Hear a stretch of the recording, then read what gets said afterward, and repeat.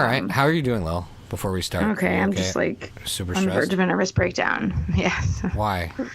Woman on the verge. How Spanish of you. It is very Spanish of me. I bet your house is exactly like an Almodovar movie right now. It is.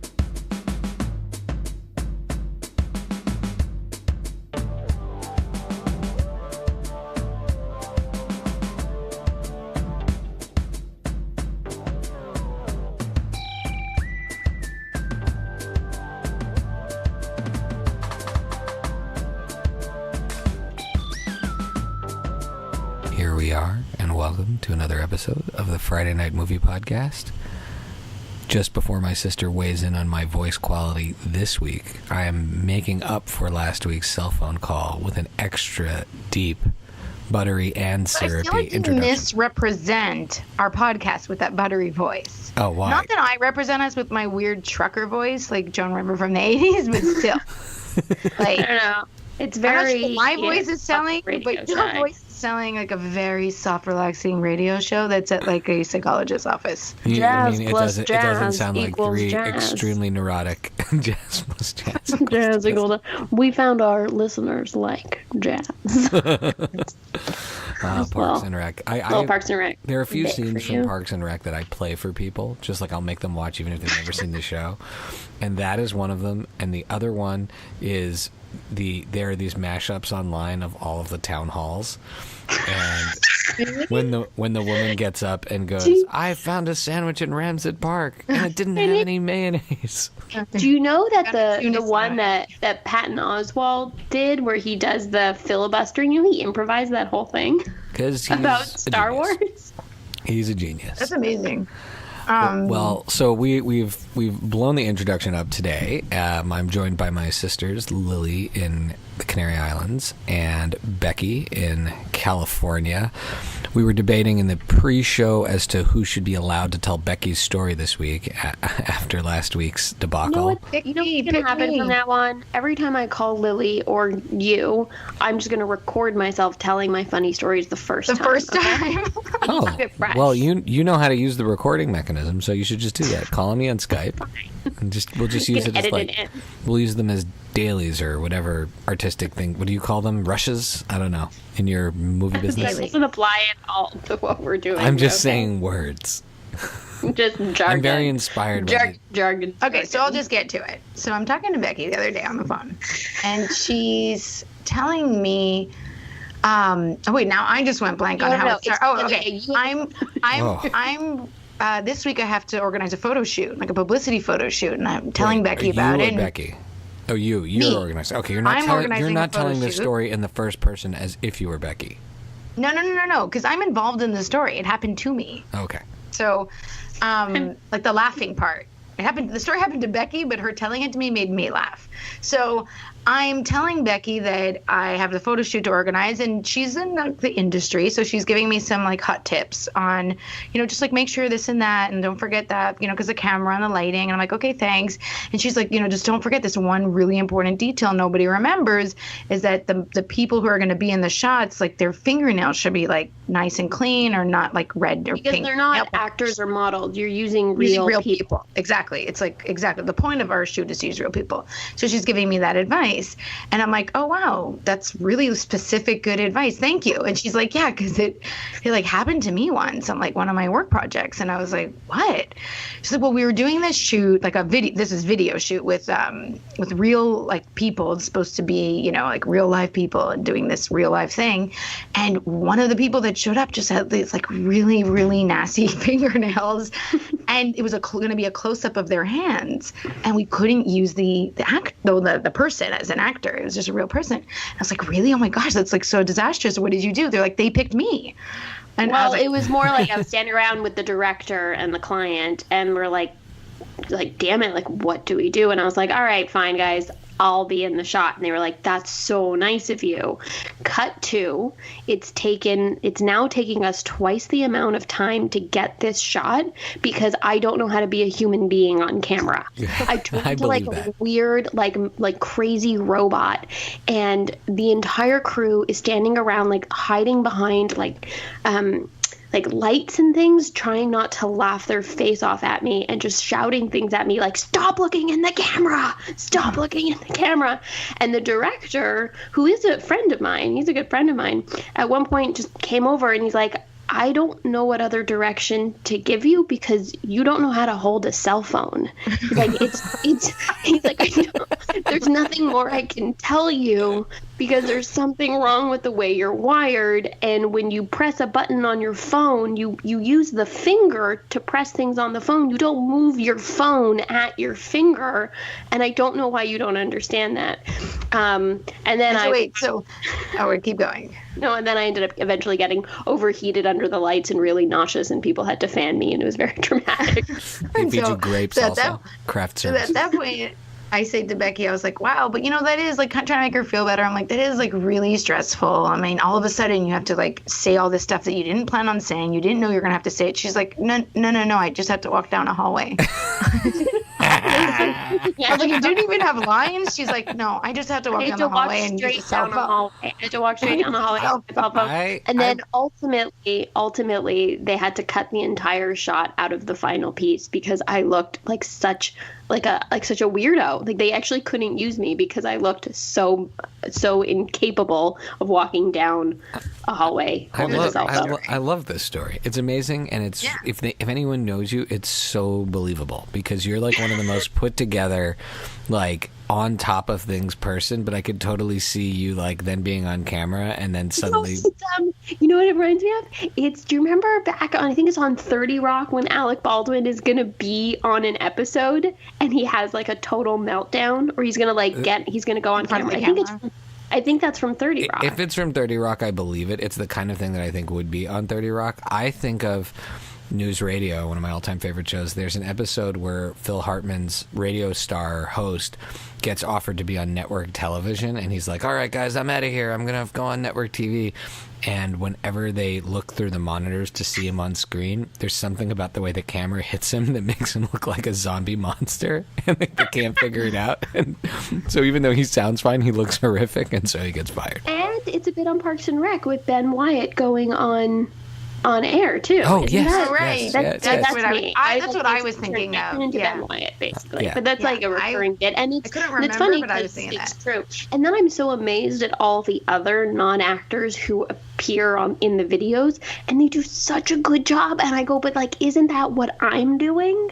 So I don't know what it is. Well, that's good. This is going to come back later when we talk about the TV show Barry, which is on our list for today. So I'll just quickly tell my story / shout out in that I had to go the kids are out of town with Allie, and I was going to make sure I took care of all the list of things Allie wanted me to do before she came back. I, of course, cleaned the house, and then I went out on a bike ride this morning, and I brought the little cart that we usually put the kids in because I had to go to the grocery store and pick a few things up. Well, Pretty smart of you. including so I ended up, of course, picking up a lot of things and filled the Is that so, Fanny Corman? cart to the top. And as I'm biking back, I hear like something fall, and I turn around, and it looks like just a little carton of Tic Tacs fell out. So I'm like, oh, okay. So I stop the bike, I pick up the Tic Tacs, but that's how tuned I was to what could have fallen out of the cart. I get home, I unpack everything, and among the things that I purchased was I went to the deli counter, and I am very into right now the Boar's Head Cajun spiced turkey. It's delicious, low-cal, very excited that, I'm going to wait till the kids come home and make them lunch, and for me, I'm going to have this Boar's Head spicy Cajun turkey. So the kids come home, I'm now looking through the fridge, and I cannot find the turkey. And I can't find the cheese or the other turkey that I got. It's on the side of the road somewhere. Well, I don't know. I don't know. Like a mangy dog is picking at it. Either way, it's also possible that because I had so much stuff, I left it on the checkout counter. And so I called the Harris Teeter, and they were so nice. A woman named Dara and a woman named Alexis. They were so wonderful. They looked up my receipt. I had my receipt. I gave them the exact time. I mentioned the items that I was missing. And without me even asking, they said, great, come back and we'll have it ready for you. And so I drove back, and what do you know? They had it ready for me. And so that was, but so I either left it in the store, or like Lily said, there's like some squirrels in a box and a mangy dog eating some having a spicy buffet turkey right now. So, all right, getting into shows. Like squirrels with bad diarrhea later tonight. So we've got 3 shows we're going to talk about today, and all of them really tie back to our games that we play on the show. And those 3 shows are Black Mirror, Barry, and Chuck. And Black Mirrors, for those who have been following the show, was part of one of the first, if not the first, major tradesies of the show. Lily, knowing that I don't want to watch a TV show like Black Mirror that is both anthology and spooky, said that she would watch the first season of... It's depressing and stressful. Did you get to watch the episode back? Yes, and it's stressful. All right, hang on. So Lily finished her season of Chuck. Becky's finished at least one season of Chuck for the Outlander trade. And so I watched the episode of Black Mirror called Hang the DJ. It is season 4, episode 4. And the premise of the episode, just so I can bring people up to speed. And by the way, there will be spoilers on this because I don't think there's another way to talk about this episode. But it starts off in a futuristic dating world where a machine or a coach tells you who you're going to date, and then you have the option of, with the other person, looking at revealing via thumbprint, like an iPhone type thing, how long that relationship is going to last. And eventually, as you go through however many relationships, you will find your perfect match. And so the first relationship, these 2 characters... But it's like a dystopian, because it doesn't seem like there's no choice to date outside of this. There is a choice. They say that they opt in. But I think once they opt out, then that's it. Then they don't get to go back in. They make reference to that. In any event, the point is that it starts off with these 2 characters, Frank and other name, Amy? Frank and Amy. And they meet and they reveal, this is their first time going on one of these dates, and they reveal their length of the relationship, and it's something like 12 hours. They have a nice time together. They just kind of like hold hands and talk. And then the relationship ends, and then they both go on to 2 other relationships.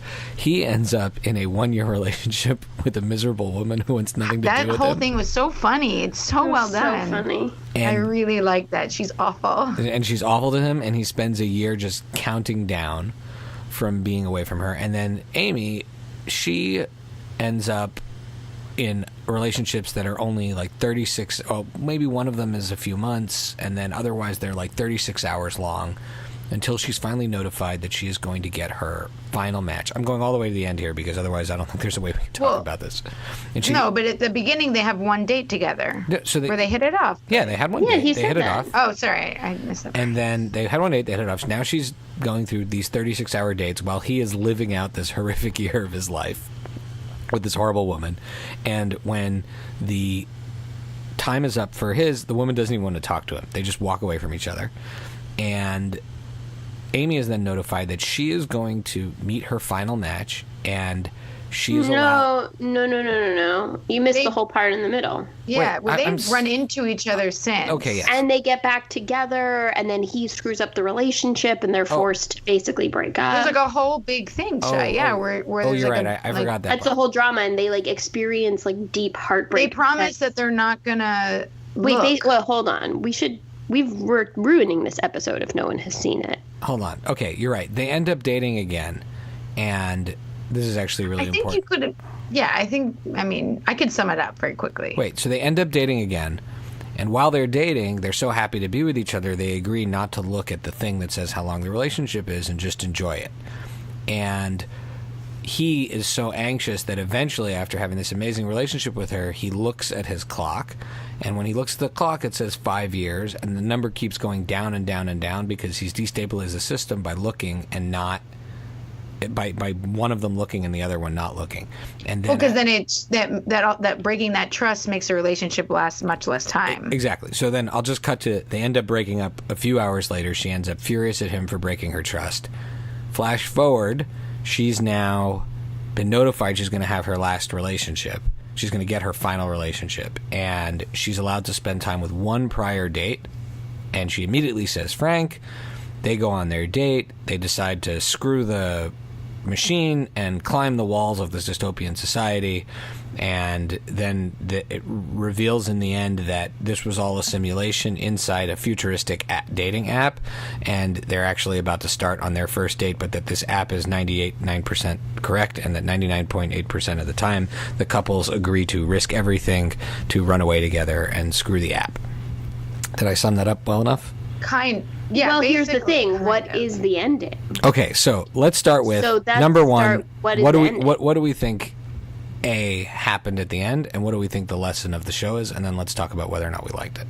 So, okay, so Lily, let's Lily go first. No, I mean, I think there's a lot of ways to look at it, which makes me really like it. I think I don't really think about it in this. If you don't think about it in the universe of the Black Mirror universe, then maybe it's it's detrimental to the whole experience, because Shai and I were talking about, the twist isn't necessary, but it's calling on the whole Twilight Zone, type of show, I think. And every episode has a reveal or a twist, and it's sort of built into the type of show. And it's also calling on the commentary on the technology. Like, you can't obviously separate the show from that. But besides that, what I really liked, I just thought it was a great story. I thought the acting was great. I thought the storytelling was great. I like the message. Obviously, Shai complains that you noticed that I relate to star-crossed lovers very, very easily.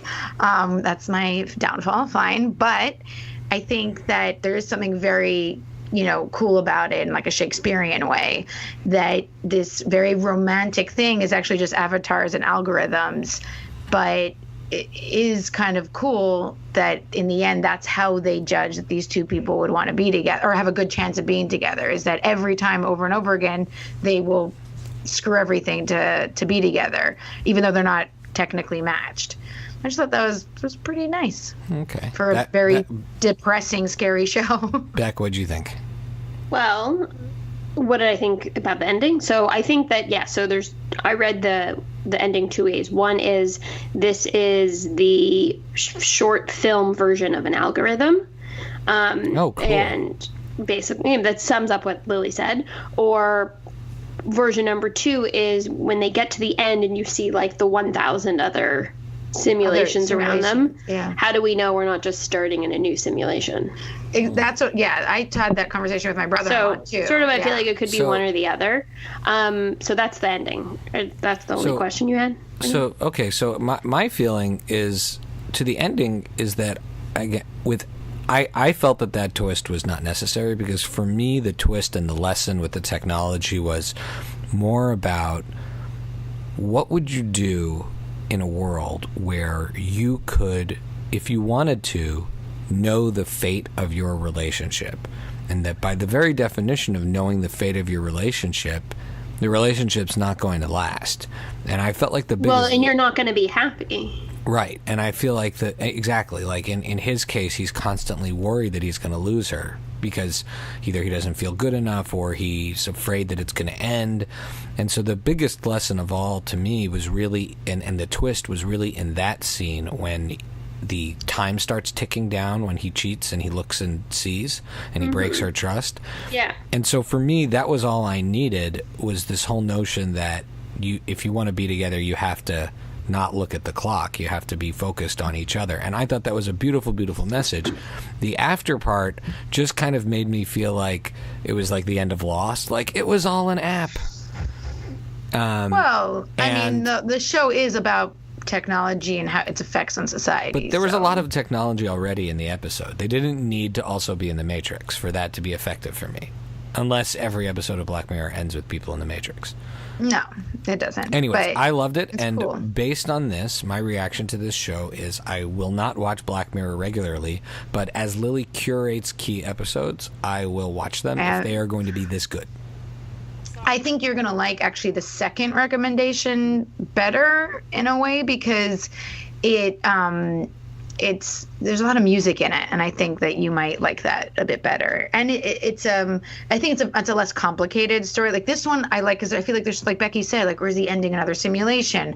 I had a hard time kind of coming to terms with what the 99.8 meant, and like how many times do they run away together? Or, I don't know. I went really deep with it with my brother-in-law on talking for about me, the meaning. I realize risking it all is part of a relationship, and I realize that's part of your life. But for me, the biggest part was like, yeah, okay, like that's important. But the biggest thing to me was the trust part, and to not counting the clock, and was less about, oh, are you going to climb the wall with each other, and that the ability to climb the wall to each other comes sooner if you learn how to be present with each other. But so this is not an important question, but does that mean that like they're each in real life on their phone like playing a game? No. And then the results of the game match them together? No, they've entered data about themselves, like favorite shows, but probably like very advanced data that allows the simulation to repeatedly 1,000 times come up with the same. The same, like, so that the simulation runs. Yeah. Okay, got it. Like things like favorite shows, favorite movies,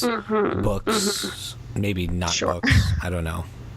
Favorite type of style. I was like, oh, damn it. The algorithm put books. I'm definitely never going to be with Allie. No. Exactly. There you go. Okay, so that was Black Mirror, Hang the DJ. And now I will deliver I Told You So status to Becky. Becky, you are a genius. Oh, thank you. I will not. I'm giving it to myself because I recommended it to myself. But you never watched it, so you get 0 points. It's like sitting in a movie and not calling out who you think the killer is. You don't get. That is a perfect analogy. Does people understand? And no one ever believes you that you got it. People need to understand we are not talking about Black Mirror anymore. We are now talking about Barry on HBO, which I had not heard of until Becky mentioned it, I think, last week. So annoyed. In less than 24 hours, I only have one episode left of the show. I'm so annoyed right now. We just finished it last night. And I have to tell you, the last couple episodes, what is so good about this show is that even as they go darker with it, which they have to do to keep the tension, the comedic thrust of the show stays just as strong. You don't lose it. And I think it's all in his performance. Bill Hader is amazing. I love seeing him as a leading man. And Stephen Root is one of my all-time favorite actors, period. Also on Dallas and Robo. He's one of the voices. And on News Radio. And a million other things. So funny. And Office Space. Yeah, a million things.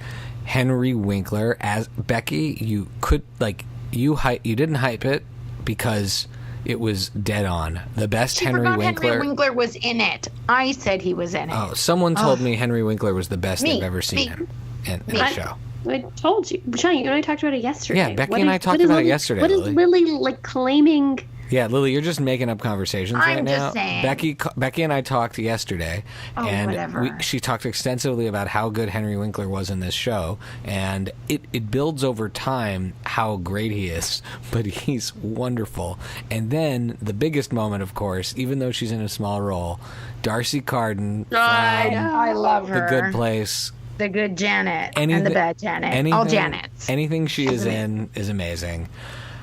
For me, this show evokes, in all of the best ways, Get Shorty, Grosse Point Blank. It is Get Shorty and Grosse Point. Very Grosse Point, yes.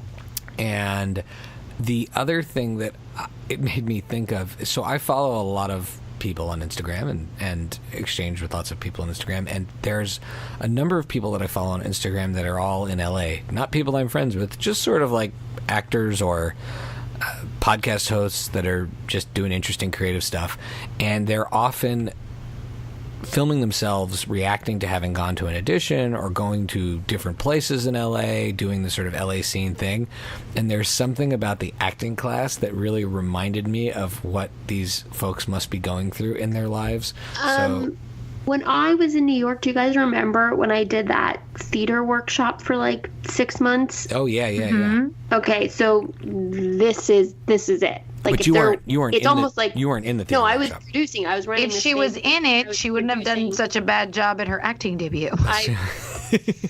Exactly. I would have had some training, but I keep on like just freaking out as I'm watching it, telling Vlad, I'm like, this is what it was. It's exactly this. That's awesome. Hilarious, absurd. Yeah. I feel like it's completely authentic to experiences I've seen. Yeah, this show's great, and it has rewatch potential. Like, I watched the whole thing. I'm sure I'll rewatch it again with Allie. He directed the first episode. Good for him. He's awesome. And then another guy who directs in it he directs Atlanta as well, and he's really good. And I think those are actually like some of the best episodes of the season. That's great. What's his name? That guy? Hero something. Mm-hmm. What? Yeah, I know who Becca's The name is. Atlanta director, Hero something. So, but Bill Hader's amazing. One thing I have to ask about these sort of hitman with a heart of gold episodes or shows or movies, it seems that whether you're talking about the guy from Grosse Pointe Blank or other movies where the hitman decides to become sensitive, do you think this is based on research? Like, there are a number of hitmen in the world. There's a lot who of. have been I think like there's this? a lot of stuff about hitmen with a heart of gold. I mean, or do they just create an more archetype so- of a character that doesn't really exist? It's more so than a hitman with a heart of gold. It's, a hitman with a moral compass, but also, like, not at the same time. It's definitely still very much like his life above others, but he, in a way that you still sympathize with him, which is why I like the show. It's like I need to watch shows where I like the main character. Otherwise, I have a very hard time. Like, I don't like watching shows where I don't like I never got into Breaking Bad because I never liked the characters. I wasn't rooting for them, Whereas this, he's really a lot to handle. Genuine and funny. But then more so, can we just spend a few minutes on the Chechnyans? Well, before we get to those are great. before we get to the Chechens, I want to just Chechens or Chechen? Chechen? I wrote Shai a text message that first said Chechnyans and then it said Chechens. And so which is it? It's Chechen. And Chechen. also, like, I don't know how else to describe him, but the guy that looks like Nosferatu, how he is so funny. Anthony Carrigan. I can't watch him. Like, I like shake thinking about how funny he is. But he is that actor, I believe, is also on Gotham and plays a terrifying murderer character. Does he have no eyebrows in that show too? He is. He has no eyebrows in the show. And No, I think he has the what is it? Alopecia? Alopecia? Like, he Thank you. really has no eyebrows. I don't think he has hair. It makes him funnier. Well, he's Victor Zsasz. He plays in Gotham. Victor Zsasz on Gotham. Zsasz. So Victor Zsasz on Gotham is a terrifying, murderous bad guy. Like Alopecia areata is what he has. Sorry, autoimmune disease. And damn it. not that I never really knew much about this actor, but he really shows versatility playing the character that he plays, this sort of really kind of silly, villainous character on Barry. I really like him on this, but I've also seen, it's great to see him do this because I've seen him play just straight up evil guys. So I really love him. But the question I wanted to ask you all is, speaking of characters you like or don't like, as of now, and I'm only in episode 7, but Sally, thumbs down. Thumbs down. Not a Really, good person. I've only seen the first episode. So Sally is the classic character that you don't like. That's like a main character which is the only hard part for me. But because that's the device, that's what she's meant to play. It's fine. You're not supposed to like her. It's not like, oh, the main character who's awful, but you still have to love them. Like, you're not supposed to like Sally. She's the worst. So is she going? So here's the question for prediction: is she going to learn and become a better person, or is he going to learn to love someone who actually treats him nicely? Shai, you love character development, so it could go either way. I think she is just selfish, and as long as she's getting what she wants, she'll be better or worse. That's right. Like, she might be a nicer person, but only because she's getting what she wants, and as soon as she's not getting that, she's just going to be shitty. Yeah. Okay. I'm with you. Mm-hmm. All right. Further thoughts on Barry? I think Henry Winkler, like, why hasn't he been in more things, and I'm so happy for him. I'm just like, he's amazing. You need to be on TV all the time. Like, where have you been? Just all the our whole lives? notion of Henry Winkler seducing someone. It's just like the best. And also, at one point in one of the episodes, Becky, does he say that he's 47 years old? Yes, he goes, I'm 47 years old, and it's so funny. And- That has to be. And what about the episode where he's going on an audition and he reads the line 2 ways? I'm going to give it to you 2 ways, and it's just those little things that he does. Yeah, he's amazing in that show. That show is amazing. His son wrote it. Let's have more of it. Henry Winkler's son wrote it? I'm pretty I'm sure. pretty sure Bill Hader wrote the show. No, wait. No, sorry, I got confused. His son didn't write it. Never mind. I was thinking You're of just making up Winklers? No. I was thinking of the other father. Never mind. I was thinking of Schitt's Creek. He made that with his, not Henry Winkler. Totally off. Never mind. You're talking about Landis Eugene or Levy? Reitman? No, you'll know the guy from all the Schitt's Creek, the Eugene guest Levy. movies. You're Eugene Levy made that Yeah. with his son. Oh, okay, I don't so know you- why my brain just You're just- completely. You're just naming random Jewish actors and their kids. Yeah, sorry. And my totally. Okay. Sorry about And that. now a moment I've been waiting for. Why do you guys like Chuck? I have to say, I'm going to be honest, the first episode of season 2 has good music, but it's super repetitive. Becky promises me it gets better, but I'm definitely going to trade season 2 for something. Listen, it's up to you to keep watching. I feel like at this point, Chuck is a gift, and you can either choose to receive that gift. I guess it gets or better because send the it first back. episode is meh. But season 2, I'm I just feel like saying. at this point, it's on you, and if you want to miss out on this, that's not my problem, because there could be another 4 more seasons of pure joy and delight for you, or you could just have nothing fun to watch. So, Becky, why do you like it? Damn. I like it because, one, I love the main characters. I think they're interesting and fun. I think they have a great, buddy cop dynamic going on. I love the music, of course. And I don't know, I just feel like Chuck is a relatable hero. He is. You know, That's so right. He's a relatable, it's realistic how he behaves in situations. I mean, the show Most is of us would. ridiculous. It's not realistic That's- at all. You know how he would react, like how he's really scared of everything. That's like saying Dexter's how a serial killer really kills people. So, it makes no so sense. what you're Probably saying is is. Chuck is as good as Dexter. I think, it's probably I think it's better. better.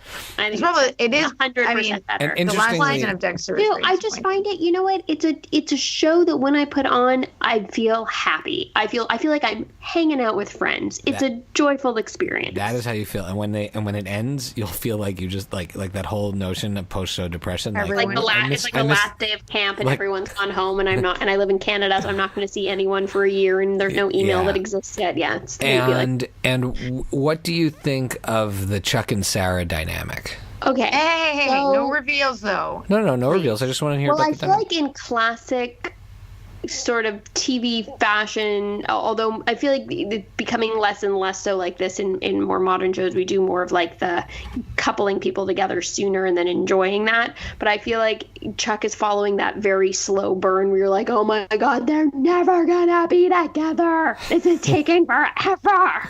And But then they give you these like little hits of like, wait, it could be now.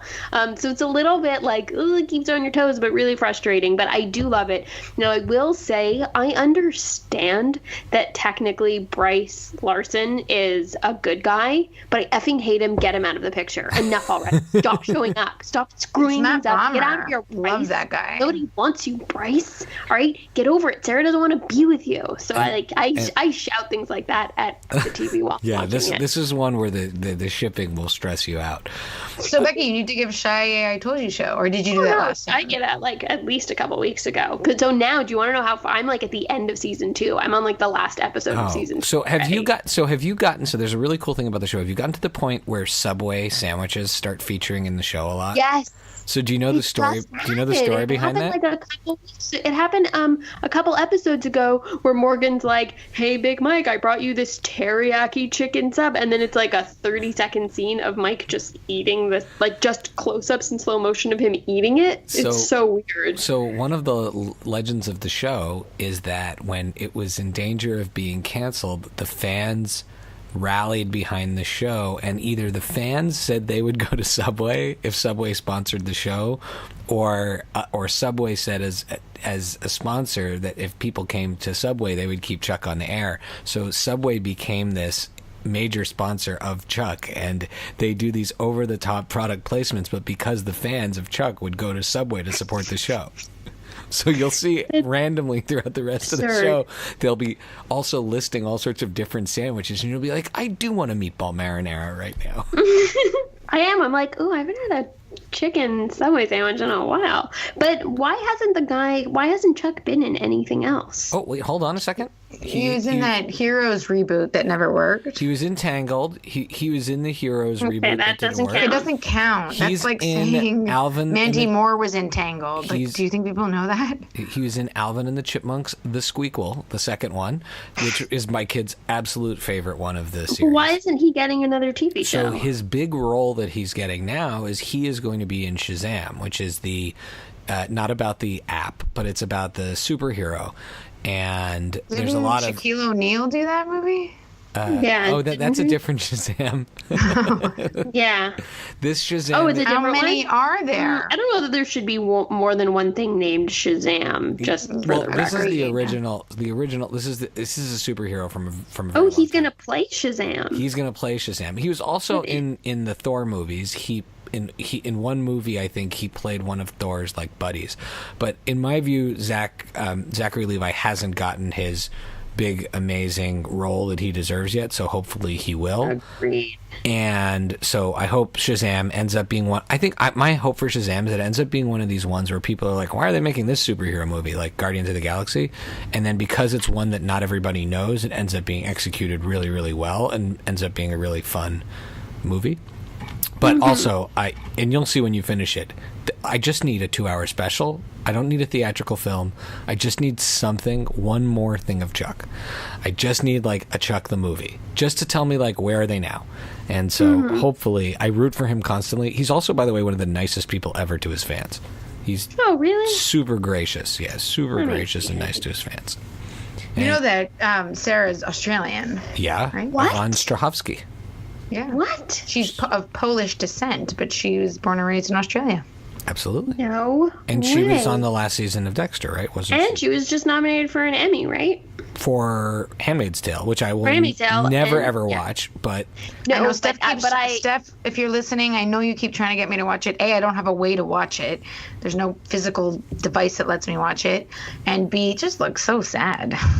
everyone I know who watches this says it's the saddest thing in the world, and I'm just not going to watch it. But I feel like I want her to win because I love her so much from Chuck. I know. I hope she wins too, because anytime I feel like anything good happens to any of those actors, it brings us that much closer to Chuck the movie. And I wish them well in their careers and things like that. Zachary, I feel like you're gonna like kickstart that, Shai. Come on. Oh, believe me, there's a whole internet subculture about people trying to get Chuck the movie made. It's like those actors can't do anything without being asked. So when's Chuck the movie coming out? Aww. All right. So what are we watching? I know we're talking a lot about what we're watching, but what are we watching right now? Recommendations. Hold on, I have to think because this was pretty much. I started Glow, and I guess I of course recommend it. The first episode again of season 2, I was like, first episode, it's kind of like just very repetitive, and I was a bit annoyed because I'm like, I don't know if the show is going to be able to last, and it's a really cool show if they just keep recycling the same stories. Then I got to episode 2, and all I'm going to say is break-in. All I'm going to say. Well, I'm going to have to start watching tonight. Saved the show for me when basically, Becky, I am not joking, the girl that's on the bad team in Break-In, or an Electric Boogaloo or Break-In, they're the same movie. The bad breakdancer. Yeah, of course. They got her the one that in like a looks like time Mom. capsule. Yes, Mom. Yeah, the rival gang. To be in season 2 of Glow as a breakdancer. And in a completely separate thing, somebody else on the show has called themselves Ozone. So I was like, I'm sold. God.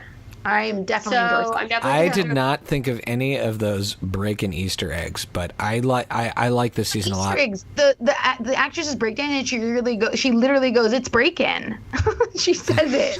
I was like, it is break-in. Oh my god, this show's amazing. They changed some of the dynamics of the characters in this one, and I really liked the way they changed it. I won't ruin anything for you, but it's a good season. I only have one more episode of that as well. And I'm still watching Black Lightning, and I love it. I have like one episode left, and I think it is a terrific CW show. I highly recommend it to anyone who likes the superhero shows. I would put that up there with The Flash as that good.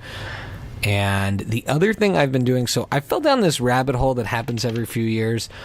I watched on the ride back from the Jersey Shore last weekend, I watched the Andre the Giant documentary on HBO, which was... Oh, how was that? It was good. It was good. I think, like, if you don't know anything about Andre the Giant... I'm just curious, are the only documentaries you watch are about wrestlers? No, and music. And music. There's something I have... There's something about... I don't know what it is. I'm just curious. But then... Now, you guys have access to my YouTube account, so you will see the history of... I have gone down the rabbit hole of watching... just all sorts of obscure wrestling content on YouTube. There are tons of these like top 10 secrets about wrestling stars you never knew. Top 10 off-screen feuds. You're like, that really I cannot happened. click. I have to click. I have to watch them. Top 10 things people say about Shawn Michaels, the Heartbreak Kid, when he's not in the ring. And then this morning when I was on the treadmill or on the elliptical, I also discovered that if you Google hard enough, you can find some of the classic... You Google hard enough? Yeah, if you Google hard enough. Is that a term? It is now. I think you need to copyright that. If you Google, or something. If you Google hard enough, I found episodes that I remember watching with Ian Michelle when we were in the 80s when I would have like a sleepover at his house. So this morning, I watched an entire wrestling match. It was, I think, a Survivor Series episode. It was the Ultimate Warrior, the Legion of Doom, and the Texas Tornado against Demolition and Mr. Perfect. I zoned out. And I could not stop watching it. Okay, but here's the thing. My question is, this is you are rediscovering your love for 80s wrestling. It's not like you've consistently maintained it. No, I haven't consistently maintained it. I think it's what happens is I watch Glow, and then like Glow kind of makes me remember how and it's not so much I enjoy the wrestling. I enjoy all of the like story behind it. You like the storylines, but not even the storylines in the show. Typically, I don't know if you know this, that Ronda Rousey is now in the WWF. I did know that. I do know that because which I find Google News very conflicting to me. Because Google probably getting paid so much money. I know. I don't know. I'm like, is there nothing else? Think of it. I don't know. Think of it as like being on a show. Yes, I guess that's exactly a good point because it's like the girls from Glow. It's being on a show. If you watch any of the documentaries, I highly recommend the Andre the Giant one. There's a Randy Macho Man one that I really want to see now. Any of those will show you how good the people who end up really good at this, how physically capable they are, but also how good they are at working a crowd and doing their promos and all of that stuff. Like it takes talent. The people who don't have talent, I'm sure, don't seem to go very far. I feel bad for you. There's so many wrestling docs in so little time. I'll just Google YouTube. YouTube's not just recommending. It's just like keeping them coming. And so I'll some of them are 10 minutes long. They're not all like an hour long, but I am down this rabbit hole. I think it's worth watching the Sheik one on Amazon or the Andre the Giant one and then seeing. I'd love to hear your impressions at some point. You don't have to pick both, but either of those are pretty interesting. How about Becky? Do you have something you're watching? Something you recommend? I think we've pretty much covered everything. No, you recommended this week to us Isle of Dogs, which I really want to see. Oh, right. Sorry. I saw Isle of Dogs, which I really want you guys to see so we can talk about it. I think that would be super fun. How long is it? Because I have to tell you, I still feel like Fantastic Mr. Fox hasn't ended yet. I never saw it so that I'd never hate Wes Anderson. I've seen all of his movies, loved all of them except that one. Listen, this one is, Vlad and I talked about it. It's long. I mean, it is a long movie, but it's so bizarre and detailed and intricate I find it to be... It's like a book, Shai. It's like a book. I actually expect Shai to not like it at all, okay, and Lily to love it. So in that respect, I think you guys should watch it so we can have the round robin of like me just finding it fascinating, Lily loving it, and Shai being like, this is one I will watch for the show. I guarantee. But you don't have to watch it. I feel like even if you watch like the first half hour to get the gist of it, you'd be able to talk about it. Okay. But it's just like weird. It's just a weird story and weird obsessive little details throughout. But I love the actors' actually think that in voices. particular, the character development of one of the dogs, the arc that they have for him is very, very special. So I really do like the arc of kind of like one of the main character dogs throughout the film. That was great. And then there's a few things I'm thinking of watching. Like, I've been told Succession on HBO is really good, so I'm considering starting it. Definitely want to watch Glow. You know, Barry season 1 ended. I'm a little bit like, what now? Sneaky Pete could help you. It's not exactly like that, but if you're looking for something that might scratch that itch, Sneaky Pete is short and kind of fun. The first season in particular.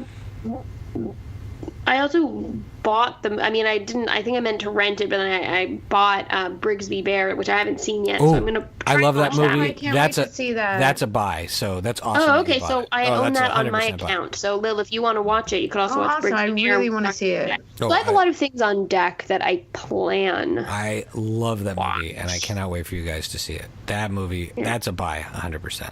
All right, great. So maybe in a couple weeks or so, we'll talk about some Brigsby Bear. That movie, like I'm feeling my heart like fill up that you're gonna get to see that movie for the first time. Oh, Makes me so happy. And also watch for a very small but amazing part from Mark Hamill. Mark Hamill, we know.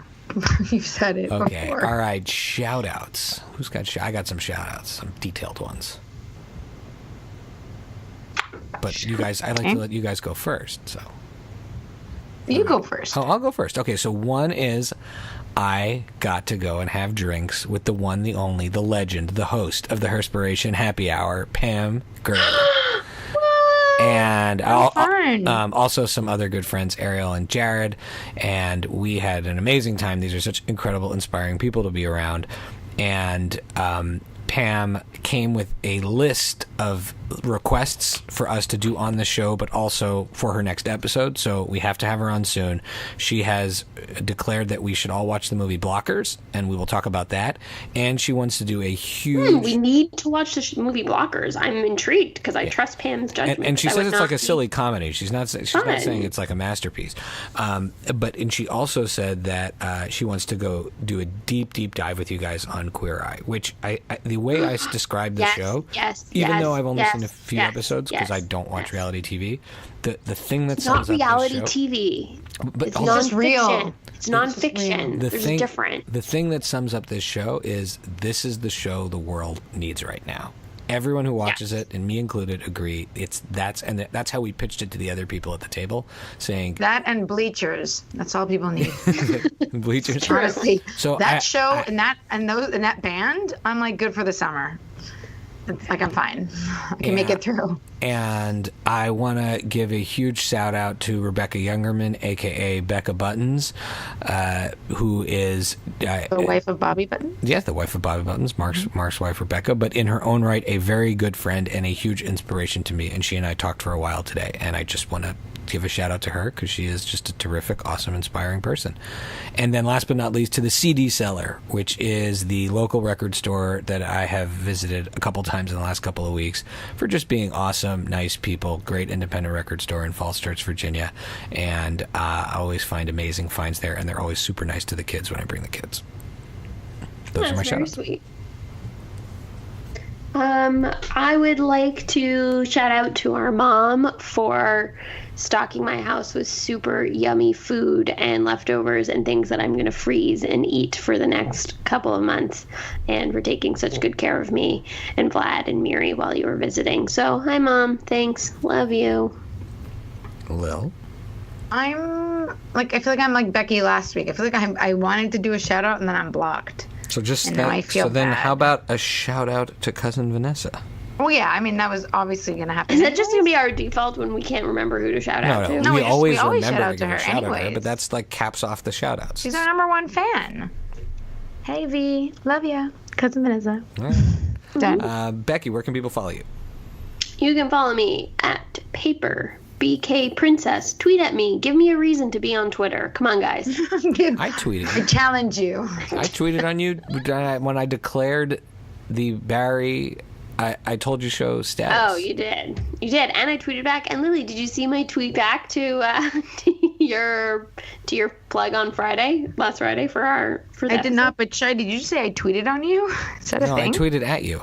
Maybe I said it. because I was like, I didn't know you could say it that way. Really, I Cool. kind of I tweeted something snarky back at you, and I'm a little bit surprised you didn't, Well, give me. it's possible Lily won't It's notice very it for 2 funny. weeks. I see it. I'm amazed Becky saw it, what I tweeted, and you're lucky I included you in it. All right, Lily, where can people follow you? Where can people follow me? Chichi K. Gomez. You have to go back to the history of all our podcasts. I'm not sure in which episode where I explain my Twitter handle. So you can actually just tweet at me and I'll explain it to you. No problem. Just tweet at me or on me. Apparently you can say it that way too. And that's where I am. All right, well, you can follow me at Pancake4Table on Twitter and Instagram. The pancake4table.com is where all of this stuff is available. FridayNightMoviePod.com. And please leave us a review. Share with your friends. And if you enjoy my stylings, you can also listen to Behind the Music. I have officially edited the upcoming episodes. They're going to start coming out every couple of weeks. So we do have a bank of those coming. I can confirm that one will have already come out by the time this episode comes out. So I'm excited about that. And I think the theme music's going to kick in from What Does It Eat? And we dance in our chairs and go off into the afternoon. You dancing? Dancing. I'm head bobbing. All right, cool. All right, love you guys. Love you. Love Bye. you. Bye. Bye. Bye.